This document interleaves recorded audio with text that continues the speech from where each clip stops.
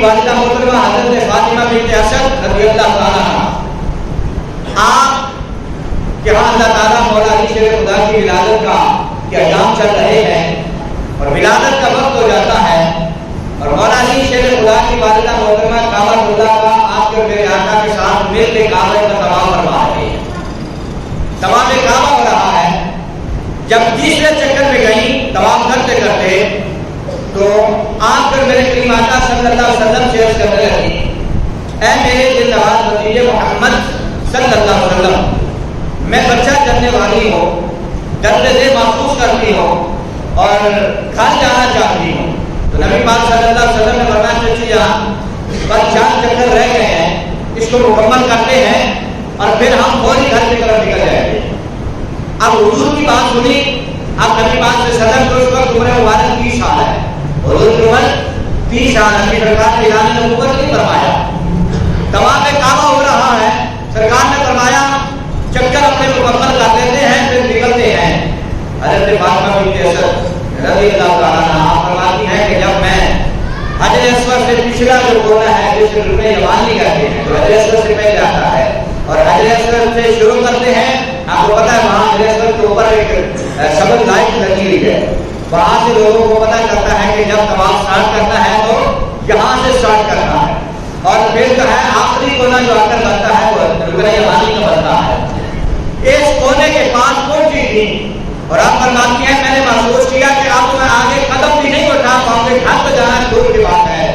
فاطمہ بنت اسد فرماتی ہیں میرے دل میں خیال آیا یہ اللہ کا گھر ہے، یہ کعبۃ اللہ ہے، یہ پاک سرزمین ہے، اس کے اندر تو عورت کو اس حالت میں آنے کی اجازت ہی نہیں ہے، عورت 40 دن تک تو اس کے قریب بھی نہیں آ سکتی اور میں اس حالت میں جو ہے اللہ کے گھر میں کھڑی ہوں۔ آپ فرماتی ہیں میں خیال کرتی ہوں میں باہر نکل جاؤں۔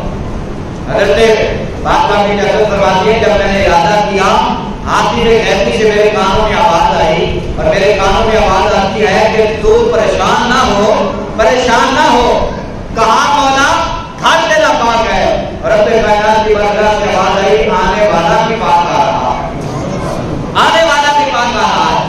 ابھی تو مطاف میں تھی لیکن جب یہ تکلیف محسوس ہوئی اور بچے کی ولادت کا وقت ہوا تو رب کائنات نے اس کونے کو چیر دیا، شک کر دیا اور آواز آئی کہ فاطمہ بنت اسد تم اندر داخل ہو جا۔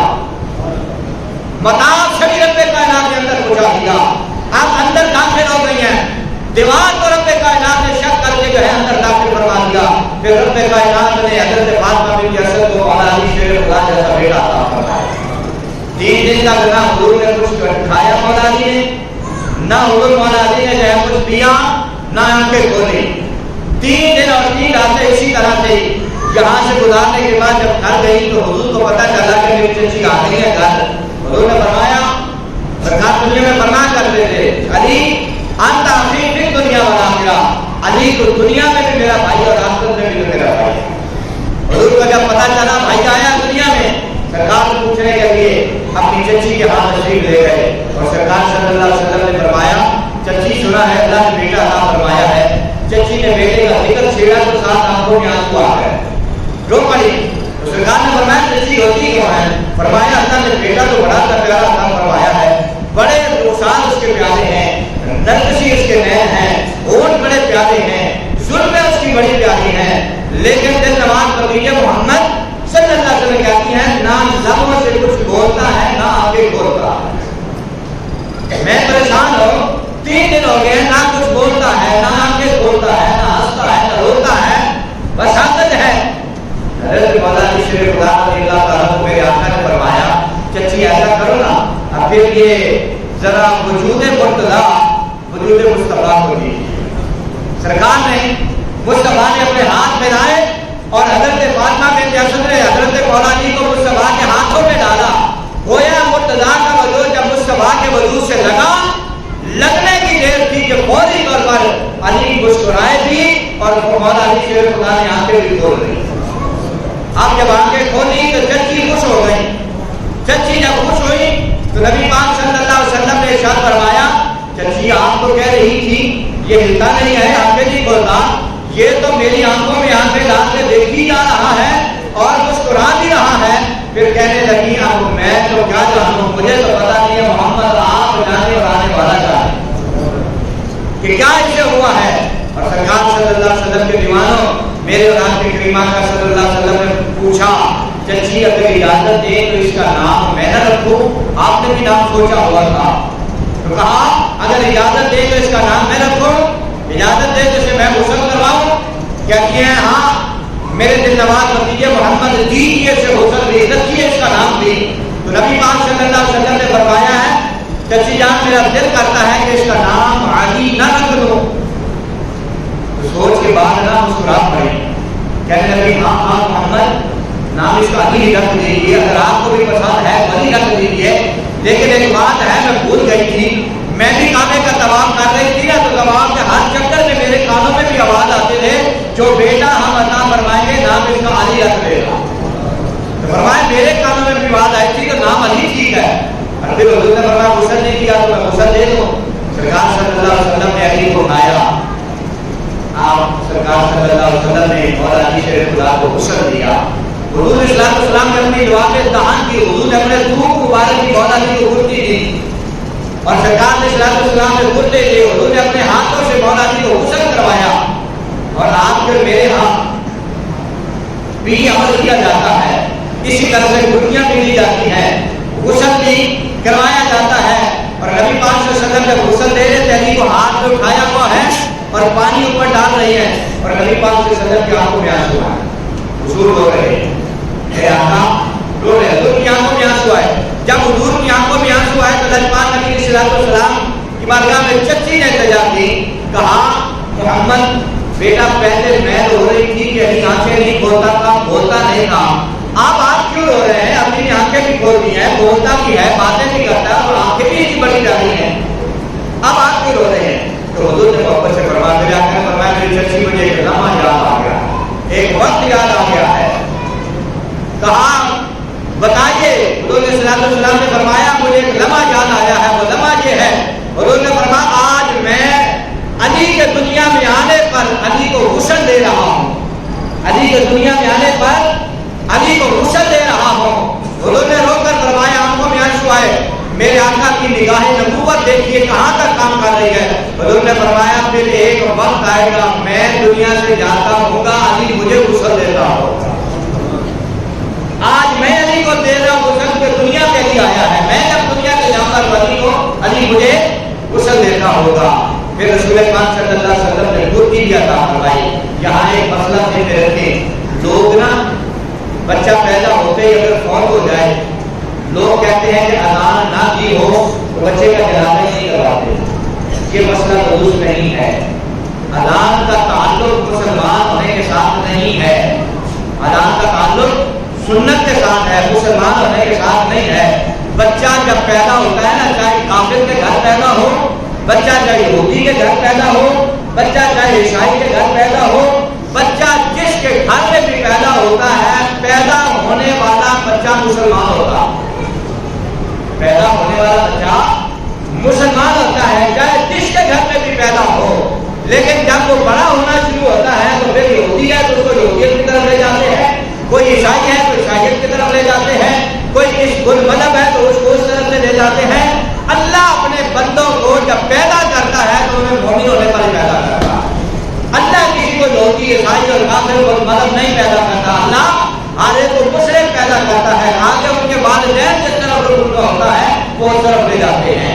तो मौला अली शेर खुदा को जब हुजूर ने गुरकी दी ना, पूरी कायनात में हुजूर सल्लल्लाहु अलैहि वसल्लम की उम्मत में नबी पाक सल्लल्लाहु अलैहि वसल्लम की हस्ती वो वाहिद हस्ती थी कि जब आका अपने मिंबर पर बैठते थे, हुजूर सहाबा से कहा करते थे सलूनी, मेरे सहाबा जो भी सवाल करना है तो मुझसे सवाल कर सकते हो, जो पूछना है पूछ सकते हो। क़यामत से आखिर से लेकर है इब्तिदा से लेकर आखिर तक, कायनात के बनने से लेकर कायनात के खत्म होने तक, जो कुछ भी जिसने जिस लम्हे भी पूछना है वो मुझसे पूछ सकते हो। और हुजूर अलैहिस्सलाम के बाद सवाल सहाबा में अगर ये शान रखने का इजाज़त ने किसी को अता फरमाई है ना, कि किसी सहाबी ने भी मिंबर पर खड़े होकर कहा हो कि सदों ने कि नमाज से लेकर इंतहा तक किसी ने जो पूछना है पूछ लो, मैं बताऊंगा। वो 1.25 लाख सहाबा में एक मौला علی شیر خدا رضی اللہ تعالیٰ عنہ، ایک مولا علی تھے کہ جنہوں نے یہ کہا تھا کہ دنیا والوں جو پوچھنا ہے پوچھ لو. کسی نے علی سے پوچھا علی اتنا بڑا دعویٰ کر دیا، اتنا بڑا دعویٰ کر دیا، یہ تو آج تک کسی اور ابو بکر عمر جیسے صحابہ نے نہیں کیا، علی آپ نے اتنا بڑا دعویٰ کر دیا. علی نے فرمایا دعویٰ کر دیا ہے لیکن اس دعوے پہ اپنا مان اور غرور اور تکبر نہیں ہے.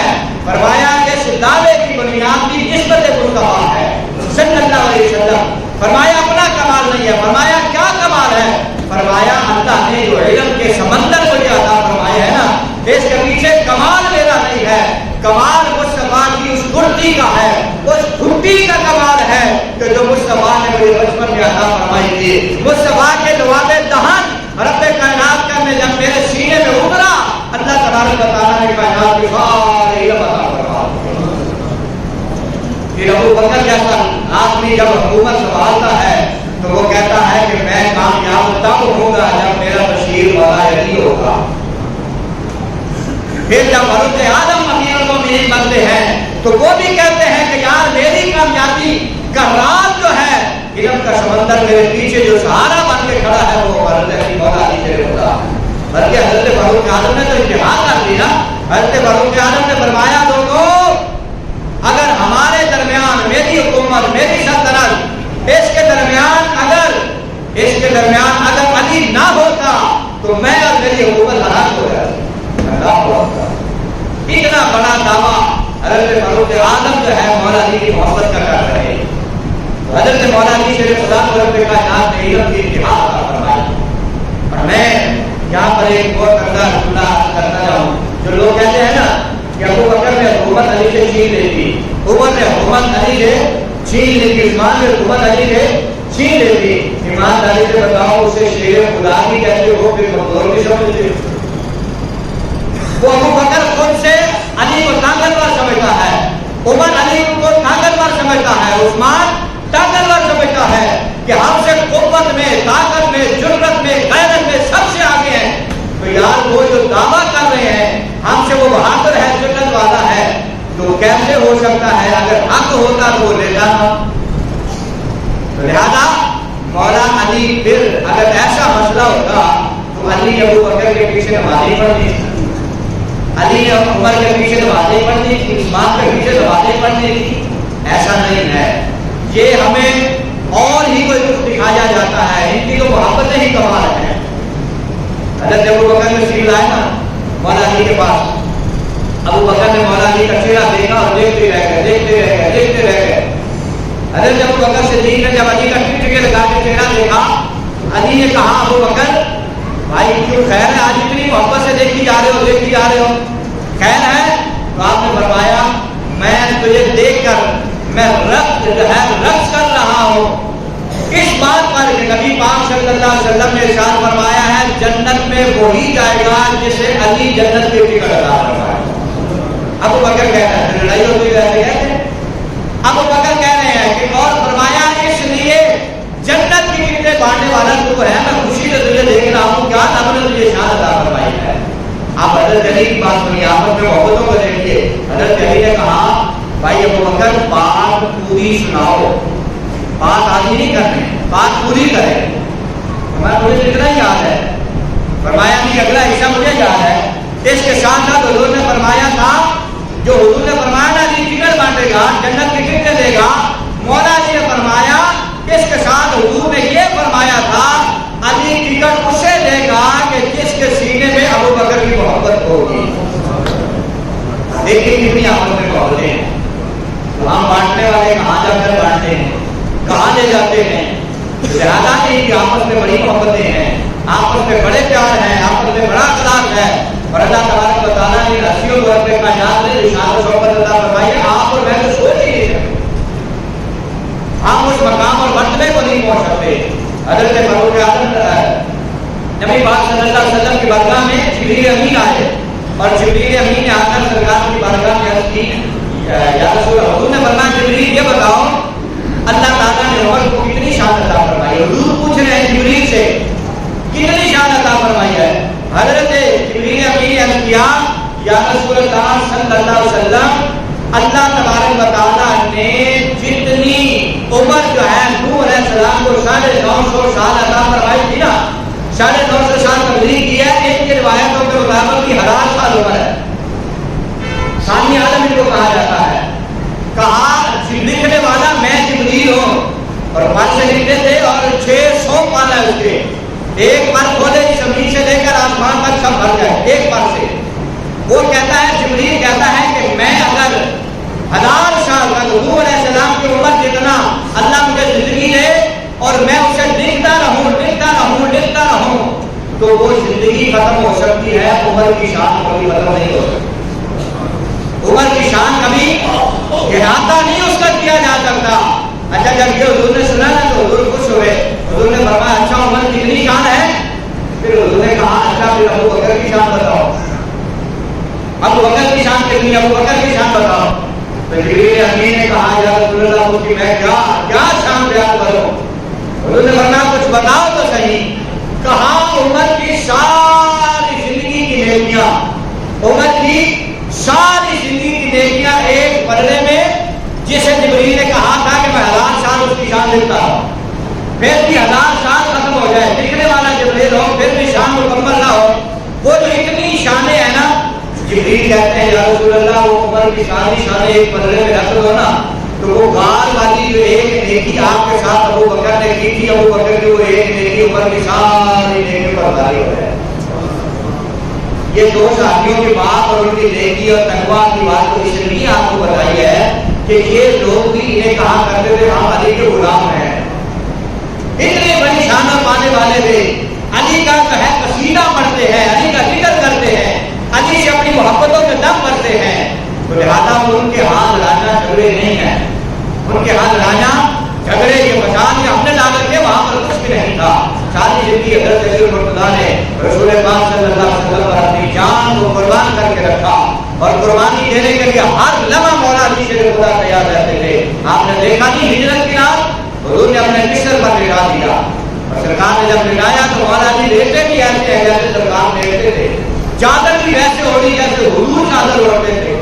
کسی نے جان چھڑانی ہوتی ہے تو ویسے کرتا ہے. پورا حضور کا نقشہ بنا کے دیتے ہیں. آ کر عقل نے کہا بھی علی جان چلی جائے گی، پر اس نے کہا جان جان کیا جائے مصطفیٰ کا ایمان نہیں کیا ہوا جانا چاہیے. لہٰذا حضرت مولا علی شیر خدا کے وقت گزرتا گیا، معاملات رہے آگے بڑھتے رہے. بات کو خلاف کے کر لاتے ہیں. کوفہ کی جامع مسجد ہے. حضرت مولا علی شیر خدا ممبر رسول پر کھڑے ہیں. آپ خطبہ ارشاد فرما رہے ہیں. خطبہ دیتے دیتے آپ نے اپنی انتقال کی اپنی شہادت کے حوالے سے تھوڑا ذکر چھیڑا، اور حضرت مولا علی شیر خدا نے فرمایا میں اپنی آنکھوں سے اپنے قاتل کو دیکھ رہا ہوں. میں اپنی آنکھوں سے اپنے قاتل کو دیکھ رہا ہوں. مجلس میں سے ایک شخص کھڑا ہو گیا. ورنہ کیا امیر المومنین جناب اگر اپنی آنکھوں سے اس قاتل کو دیکھ رہے ہیں، حکومت آپ کی، سلطنت آپ کی، امیر المومنین آپ، اور آپ کی سلطنت میں رہتا ہے، تو جناب ایک شخص کھڑا ہو کے کہنے لگا آپ مجھے عادت دیں اس کی ابھی گردن اتار دیتے ہیں. وہ آپ کو قتل کرے جب آپ کو پتہ چل گیا ہے اور آپ امیر المومنین بھی ہیں اور آپ کے خلاف وہ بغاوت کرنے والا ہے، تو آپ جو ہے ابھی اس کی گردن اتار دیں. مولا علی شیر خدا نے فرمایا تم بیٹھ جاؤ، تم بیٹھ جاؤ. آپ نے جمعے کا خطبہ مکمل کیا، اور مکمل کرنے کے بعد جب مسجد سے نکلے، کوفہ کی جامع مسجد سے نکلے، تو آپ کے غلام نے کہا حضور اگر واقعی آپ جانتے تھے کہ وہ بندہ بھی رہتا تھا تو آپ کو کل نہ گزرے، مجھے اجازت دے اس کی گردن میں اڑا دوں. حضرت مولا علی شیر خدا مسکرائے، اور آپ جب مسکرائے تو کہنے لگے حضور آپ بتائیں تو صحیح وہ شخص ہے کون جو آپ کا قاتل ہوگا. حضرت مولا علی شیر خدا نے فرمایا جمعے کے اس مجمع میں ایک بندہ کھڑا نہیں ہوا تھا جو کہہ رہا تھا کہ اس کی گردن اتار دی جائے. مولا علی نے فرمایا وہی بندہ میرا قاتل ہوگا. وہ اس طرح سے بھی کرتا ہے یار. اتنی جو ہے اللہ نے علم بھی عطا فرمایا، اور بندہ بھی سامنے ہو اور پھر بھی بدلہ بھی نہ دے، اور پھر وقت سے پہلے اسے جو ہے موت کے گھاٹ اتارا جا سکتا تھا. حضرت مولا علی شیر خدا رضی اللہ تعالیٰ کے بعد کے یہاں آئے. آپ نے کبھی حضرت امام حسن کے گھر جا کے سوتے تھے، کبھی اپنی بیٹی کے گھر سے سوتے تھے، کبھی حسین کے گھر جا کے سونا. اور جب آخری رات آپ کی آئی تو حضرت امام مولا علی شیر خدا رضی اللہ تعالیٰ نے سوئے، مقدر کا ستارہ چمکا نبی پاک صلی اللہ علیہ وسلم نے خواب میں دیدار عطا فرمایا۔ 16 رمضان المبارک ہے، نبی پاک 17 کی رات آ چکی ہے، نبی پاک صلی اللہ علیہ وسلم نے دیدار بھی کروایا، حضور نے فرمایا علی تیار ہو جاؤ۔ کہا یا رسول اللہ آپ کے کلمہ پڑھنے والوں نے بہت تنگ کیا ہوا، انتہا کر دیا ظلم و ستم کی، وہ گفتگو کلام لمبا ہے، وقت ہمارا پورا ہو گیا ہے۔ حضرت مولانا شیر خدا نے حضور کی بارگاہ میں رو رو کے کہا یا رسول اللہ آپ کے کلمہ پڑھنے والوں نے زمین کو تنگ کر رکھا ہے اور میرے لیے جو ہے مصیبتیں کھڑی کر رکھی ہیں۔ حضور صلی اللہ علیہ وسلم نے فرمایا علی بتاؤ دنیا میں رہنا چاہتے ہو یا ہمارے پاس آنا چاہتے ہو؟ تو کہا یا رسول اللہ بس اب دنیا میں نہیں رہنا چاہتا۔ حضور صلی اللہ علیہ وسلم نے فرمایا پھر تیاری کر لو۔ حضرت مولانا نے صبح جب آپ کھلی، حضرت مولانا نے نماز فجر سے پہلے آپ نے لوگوں کو اٹھانے کے لیے آپ نکلا کرتے تھے، اور آپ جس گلی سے بازار سے گزرتے تھے آواز دیتے آتے تھے کہ الصلاۃ خیر من النوم، آؤ نماز کی طرف، آؤ نماز کی طرف، اور آپ نماز کے لیے آ رہے تھے اور اندر کی کیفیات ہلچل مچی ہوئی تھی، اور آپ نے لوگوں کو اٹھاتے اٹھاتے جب جامع مسجد کوبہ کے قریب آئے واحد تالاب تھا، اس تالاب میں روایات میں آتا ہے بطخیں تھی، روزانہ آپ ان بطخوں سے باتیں کرتے تھے، وہ آپ کے قدموں سے چمٹ جاتی، آپ سے محبت کرتے تھے، کبھی آپ کے آگے ہوتی تھی کبھی پیچھے دائیں بائیں، آپ سے محبت کا اعلان کرتے تھے۔ آج جب صبح کے سویرے میں آئے تو وہ بطخیں آپ کے قدموں میں گر رہے تھے۔ مولا علی فرماتے ہیں ان بطخوں کے جانوروں کی آنکھوں میں بھی آنسو تھے، ان کو بھی پتا تھا کہ آج ملاقات مولا علی سے آخری ملاقات، وہ جانور بھی ہو رہے تھے۔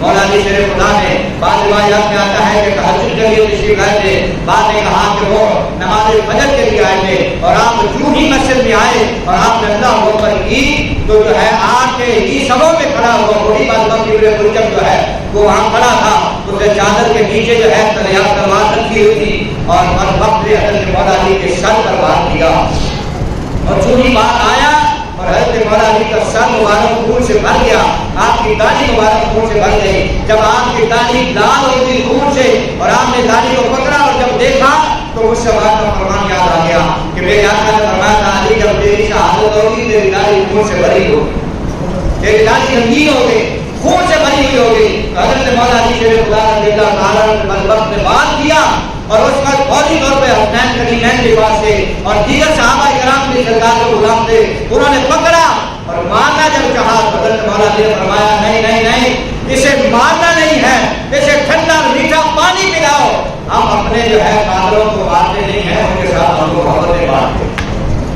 تو لہٰذا پھر جو ہے 17 کے بعد 18 29 30 اور 21 3 دن جو ہے آپ عدالت میں رہے، اور 21 رمضان المبارک کو یہ اسد اللہ الغالب یہ شیر خدا جو ہے اس کائنات سے جانے کا وقت ہوگا، ہو گیا، اور حضرت مولا علی شیر خدا رضی اللہ تعالیٰ عنہ کی شہادت ہو گئی۔ مسجد میں ولادت حیدر کی، مسجد میں ولادت حیدر کی، اور کعبے میں